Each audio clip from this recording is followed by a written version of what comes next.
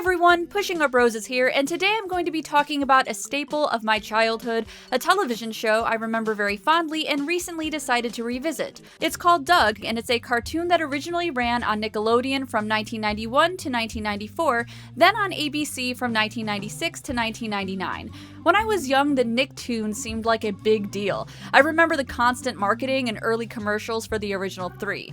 Kids are attempting to build time machines so they can race through the week and go straight to Sunday, where they'll find Doug, Rugrats, and Ren and Stimpy. As a young kid, I didn't really enjoy Ren and Stimpy because I was someone who feared nearly everything and was easily grossed out by the imagery.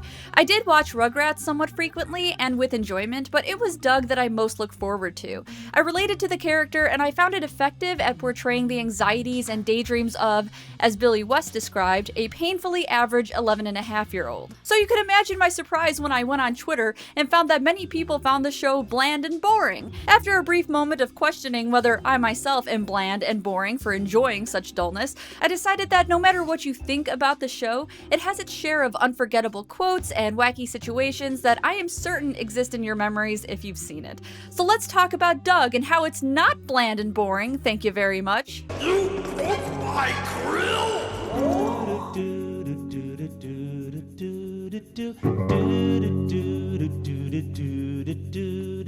Doug was created by an animator named Jim Jenkins, whose name I will forever be familiar with because I remember seeing it in the credits of every episode. Unlike other shows, I always watched the credits for Doug because I enjoyed the little animation at the bottom and the outro songs were always catchy and fun. Jenkins is from Richmond, Virginia, which is what Bluffington, the town where Doug lives, is based on. The character started out as a doodle that Jenkins didn't have any plans to develop further, but he ended up drawing him throughout the 80s and the character turned into an alter ego. He named him Brian. It was changed to Doug because Brian was thought to be too common a name, which is great for all of the Ryans out there and a nightmare for all of the Dougs. In 1984, Jenkins found himself in a dark place, suffering from personal struggles after a biking accident. In an attempt to turn over a new leaf, he decided to work on something positive he could put out into the world. In his words, he wanted to create a place where there was no overdue rent and no delinquent phone bills. With the help of his friend and later partner, David Campbell, a lot of the characters were fleshed out while getting sloshed on margaritas, which is very easy to do, by the way. They just look so magical. Jenkins claimed that the unnatural skin color choices were the result of all of those drunken margarita nights, though later he would go on to say the colors were a conscious choice that has come to symbolize the irrelevance of race. I will touch on that more a bit later. Doug's first animated appearance was in a grapefruit growers commercial. He was also featured in a promotional bumper for the USA Network, alongside this early version of his dog, Porkchop. About a year later, Nickelodeon started making plans to air original animated TV shows on their network. They would be known as the Nicktoons. Jenkins had previous experience with Nickelodeon in the 70s when it was known as Pinwheel, so he was able to set up a meeting with Nickelodeon executive Vanessa Coffey and pitch the idea for Doug, which at that point was a prototype for a book called Doug Got a New Pair of Shoes. She was so impressed that she left the meeting to tell her boss that they would be bringing Jenkins on board to develop a pilot. There were 8 cartoons considered for the Nicktoons line, but only 3 made the cut. They debuted on Nickelodeon on August 11th, 1991. We interrupt regular Nick at Night programming in order to make tonight's lineup a little more animated. Nick's world premiere cartoons are coming next. The first episode of Doug that aired was called Doug Bags a Nematode, though the pilot was included as half of the second episode. It was developed and animated at Jumbo Pictures, the company founded by Jenkins himself and where the show would be produced. The episode, titled Doug Can't Dance, looks a bit rough compared to the rest of the series, but never forget the intensity of the scene where Doug gets his foot smashed by an apparently realistic hammer costume. The characters are loosely based on people Jenkins knew growing up, including Doug's crush throughout the entire series, Patti Mayonnaise, the eccentric but kind neighbor, Mr. Dink, and Roger Klotz, the bully with the most maniacal laugh ever. I'll tell her you had to make like a tree and leaf. Get it? The pilot gives you a small but accurate idea of what the show is all about, though it's apparent the character designs were cleaned up and changed before the first official episode. Roger especially looks very angular, and there are some characters you will never see in the series after this, like this version of Roger's gang. The daydream sequence they feature is very short, but definitely hints at things to come. It also perfectly describes the plot for every episode, which can be boiled down to average preteen fears other kids will think he is a loser, but he never is, and things work out in the end, sometimes by accident, and sometimes because he learned something important. Also, Doug yells in every episode. The good old funny scream.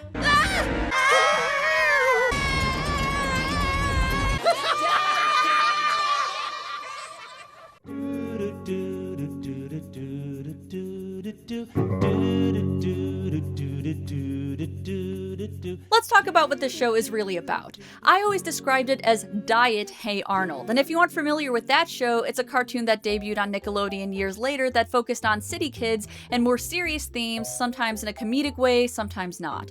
I view Doug as a lighter version of that. It centers around an 11-year-old boy who just moved to Bluffington with his family, the Funnies. Despite making a couple friends almost immediately, including his best friend Skeeter, who recurs throughout the series, he is still terribly anxious about being unpopular. Think of all the new friends I'm about to meet.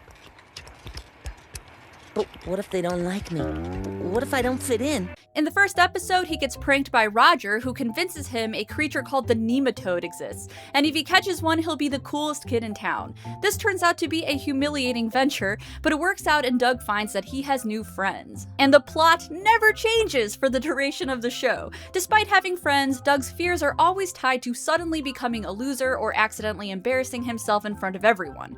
The stories change, of course. They're mostly the result of wacky shenanigans or something going wrong outside of Doug's control that he suddenly has control of and can fix. It's amazing how much pain I went through to avoid something painful that turned out to be pretty great. The first 4 seasons that ran on Nickelodeon takes place over one elementary school year, and Disney's Doug focuses on junior high, and my god, a lot of shit happens in just one school year. This is the first time I've ever heard of a permanent record, which is a repeated anxiety Doug struggles with, doing so poorly in school that it reflects on some kind of immutable elementary school document. Funny, this has gone on your permanent record! What the hell is a permanent record? Is that even a thing? I don't think so. If you watch Doug today, it might feel like First World Problems, the show, but even if you didn't like it or you thought it was bland, this show has iconic moments that seem to stick around your memory. I'm in my early 30s and I can still remember that tense moment where Doug tries to eat liver and onions for the first time. Doug was kind of a palate cleanser for some of the wackier Nicktoons. Not that there isn't a place for surreal humor or gross out moments, but it definitely wasn't my jam when I was young. The show doesn't have a robust sense of humor. In fact, I rarely found myself laughing out loud. It reads more as silly or goofy, and it tackled issues in a lighthearted manner that never got too dark. It's very innocent as far as jokes go, and it never dishes out lowbrow quips. Roger will sometimes comment on the other characters, but overall everyone is quite friendly with each other, and the conflicts that happen between characters tend to be tame. Judy, Doug's artsy older sister, is one of my favorite comedic characters in the show. Like many sister characters, she is often annoyed by her younger brother, but also has a caring side as seen in several episodes where she helps Doug and his friends. My soul throbs. She also inspired me to wear a beret and sunglasses for at least a year of my life, and I love how unaware she is of her pretension. Strawberry. Oh god, it's like I'm back in art college. Though I didn't enjoy Doug for the individual plots of each episode, you can tell they were very structured, and if you watch the episodes today, you'll be able to vaguely predict what happens. That might make for tedious viewing for some, but what made it enjoyable and relatable to me was the show's emphasis on daydreaming and fantasy sequences. You see, I didn't fall into the popular category in school. I fell into the let's stick pads to this girl's back and laugh at her as she walks down the hall category, so I too was fearful of being the butt of everyone's jokes. I appreciated the averageness of Doug's character, and I think the exaggerated daydreams he has throughout the series are a good portrayal of the things we feel and go through in adolescence. They are, of course, hyperbolic because everything is as a tween. Getting a single pimple is cause for fear and judgment. It kind of feels like the whimsy and imagination of Calvin and Hobbes mixed with the always worried nature of Charlie Brown. To deal with his worries, Doug is always imagining himself as different personas he's created, normally in the form of a doodle in his journal. Most notably are Quail Man, Smash Adams, and Jack Bandit, but a more low-key favorite of mine is his Columbo-like detective character. Oh, BB, I am sorry to bother you, ma'am, but my memory's a little rusty. Who is it who sits behind you in class? I do think it's interesting that his alter egos are based on things that kids watching this series probably wouldn't be too familiar with, like Columbo or James Bond, but I have a feeling that the writers wanted to include things that adults could appreciate while watching the show with their kids. And unlike a lot of cartoons that slid in a raunchy joke here and there, Doug really didn't do that to appeal to parents. It mostly used references to figures in pop culture. It was wholesome as fuck. I also find that I do like how the characters interact and the friendship between the main group that the show focuses on, with the exception of Doug sometimes getting a little too weird around Patti. The reason the lava keeps shooting up into the air is because I love you. Huh? Are you serious? Doug, come on. In fact, some would say it's a little too idyllic. I can't imagine a single time where somebody invites their bully to a hangout, so some aspects of the show can really come across as fluffy or kind of shallow, but I still think that the innocence is what makes it stand out among other more slapstick-oriented cartoons. This is a world where everything works out no matter what, and where you can share a honker dog and fries with an abusive prick. I did notice that cartoons that focus on a group of kids often included a bully archetype. Hey Arnold does this somewhat with the character Harold. It seems like kid shows really have a penchant for characters that start out as a bully, but then slowly come around and end up becoming friends with everyone. Roger Klotz never really got to the point of redemption, but he does often hang out with the others throughout the show. Even though I typically like the situations the show presents, it can sometimes go into strange or needlessly weird territory, so let's talk about some of the more fucked up episodes. One that sticks out in my mind centers around Doug's Bluff Scout troop developing a fundraiser for a new canoe. To make money, they have to go door to door selling chocolate bars, which are called booster bars in the Doug universe. Everyone hates them because they taste like cement. They taste like cement. This chocolate tastes like cement. Yeah, they taste like cement. Turns out they taste like cement because there is actual cement in them. Am I to believe that these characters have been eating cement and also claim to know what it tastes like? Look, for the most part, I can suspend my disbelief for this show, but how did no one notice these buckets pouring a constant flow of cement into the chocolate? And I know I said this show doesn't really dive into more serious subject matter, and for the most part it doesn't. It mostly focuses on Doug's self-esteem and the various issues a preteen faces as they grow up, but there is one episode that actually makes an attempt at something more pressing. In the Christmas episode, Doug and his friends are shown playing some messed up version of hockey using rakes and pine cones or some shit. The pine cone gets thrown off to the side, and BB, one of the main side characters, walks over to retrieve it only to get dangerously close to some thin ice. Porkchop, Doug's dog and constant companion, tries to save BB by clamping onto her leg and dragging her back to the group. Porkchop is accused of attacking her, and the poor pup is sent to the pound, then put on trial, and although it's not said directly, the implication is that if Porkchop is found guilty or unfit for society, he would indeed be put down. Merry Christmas, everyone! That's about as dark as it got, which in my opinion is pretty dang dark, especially for a holiday episode. I'm typically all about cartoons tackling heavier topics, but I just don't think Doug as a show was designed for it. From the beginning of the series when it was being developed, it was meant to be pretty positive, so this was way too jarring, and it's the least memorable and enjoyable episode for me. Adding to the tone of the show is the very peculiar music. It has an unforgettable quality, and even if you don't remember the specifics of the show, you do remember the theme song.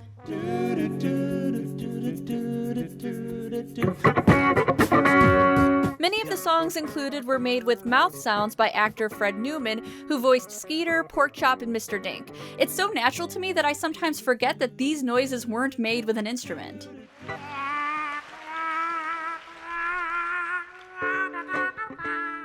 I find that a lot of people immediately think of Billy West when they think about Doug, seeing as though he did voice the main character and has an extensive resume of voice work. Yeah, this is Doug Funny. I'm a painfully average 11-and-a-half-year-old, and this is my dog Porkchop. But I think Fred Newman, who has also had a successful career as an actor and a sound effects artist, contributed a lot more and really gave the show its personality. Let me tell you, Bud Dink thanks you too.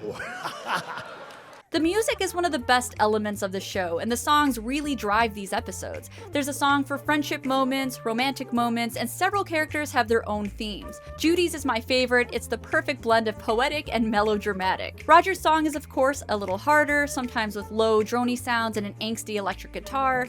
Don't worry, this won't take long. And Mr. Dink is represented by an array of zany, goofy sounds and melodies that perfectly capture the character's personality. Well, I guess we'll be going. So long, Douglas. Doug and Skeeter have a fondness for a Beatles-inspired band called The Beats, and you can hear their songs play throughout the series. Most well known is probably Killer Tofu. But I have a special place in my heart for Shout Your Lungs Out. And of course, I have to showcase Bangin' on a Trash Can, a song that Doug wrote. In this sequence, Doug daydreams that the song becomes a big hit and has an over-the-top music video. Much like how Doug's alter egos take inspiration from figures in pop culture, this imagined scene pays homage to musicians like Michael Jackson, Madonna, and Talking Heads. Bang it! On the trash can, bang it! On the street. I love the role that music plays in this cartoon. It's more significant than what you see in other cartoons because it's woven into storylines and feels very connected to the characters. It's clear that music is something that holds a lot of weight for Doug himself. He's shown several times with his banjo belting out syrupy love tunes. Case in point, Doug's tribute to his love interest. Patti, you're the sugar in my tea. Patti, you're the relish on my hot dog. And Patti, you're the mayonnaise for me. Whoa, whoa, whoa. And then he compared me to the relish on a hot dog, and I knew it was meant to be.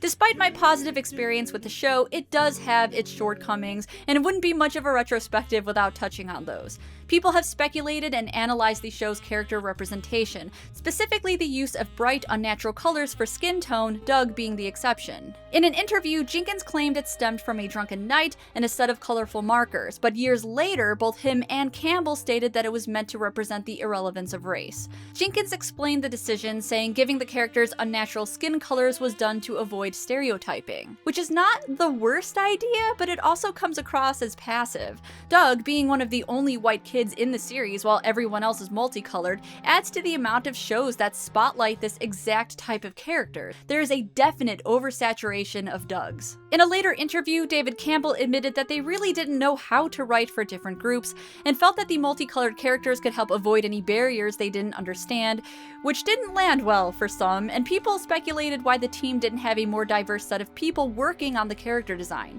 Though it might not be completely fair to pinpoint Doug, Nickelodeon in the early 90s was not exactly a pioneer of diversity. I also want to briefly talk about the Disney acquisition as a negative. I've seen several episodes, enough to form an opinion, and I've gotta say, I was underwhelmed. The reason Doug was sold to Disney was because Nickelodeon could no longer handle the show's expensive budget. Very expensive. And they also couldn't afford to keep Billy West on as the main character and the show's antagonist, Roger Klotz. Disney bought ABC and Doug around the same time, and even though a lot of the previous employees did work on these episodes, they really fell flat. It's familiar because it uses some of the same music and the same sound effects, and the storylines are really about the same, just from the point of view from a junior high student. But I feel like some of the quirkiness and creativity from the original series is missing. Something I noticed almost immediately was that Connie, a character who was a little larger in the Nickelodeon series, had a new trim appearance. This annoys me. A positive thing I noted in Doug was the fact that the characters had different body types. I especially liked the portrayal of Connie.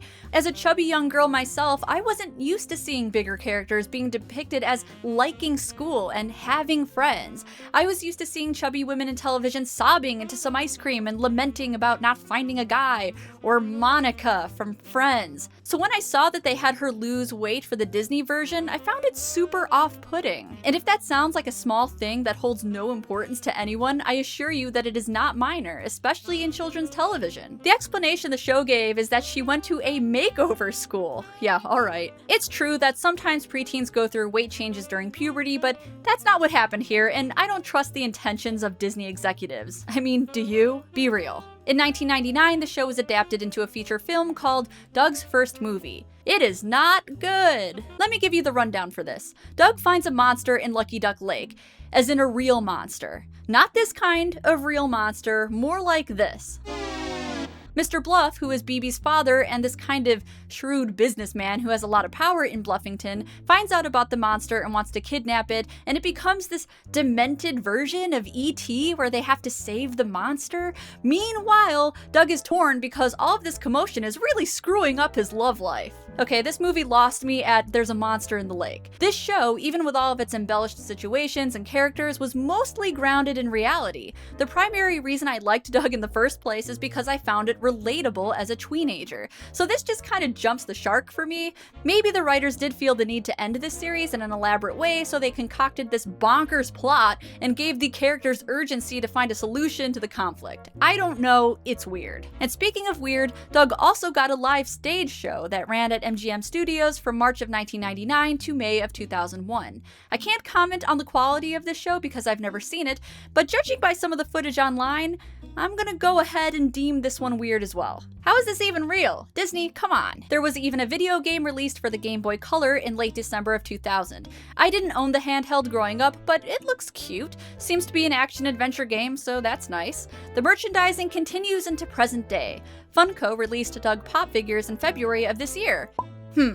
Can't tell if these stubby things are hairs or mouse turds precariously glued to Doug's head. I find that binge-watching Doug as an adult is more annoying than seeing it weekly as a kid because I feel like I'm being bombarded with melodrama, but still, I really do feel like it had those components that made it stand out. The lack of slapstick, the emphasis on music and how it relates to the narrative, the brilliant voice acting, and the over-the-top fantasy sequences. I think there is a creativity about this cartoon that couldn't be matched by other cartoons I was watching in the early 90s, and if nothing else, it gave us the family vacation episode. Now I can annoyingly quote Doug's dad whenever I am on a road trip and someone asks me if we can stop somewhere along the way.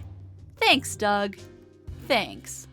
But honey, it's 300 miles out of the way. Hey everyone, thank you so much for watching my video about Doug. Let me know which shows you used to look forward to in the comments. I love waxing nostalgic. If you want to read more random prattle, be sure to look me up on social media, and if you want to support the show, do consider becoming a patron. As always, I'll see you guys in the next one.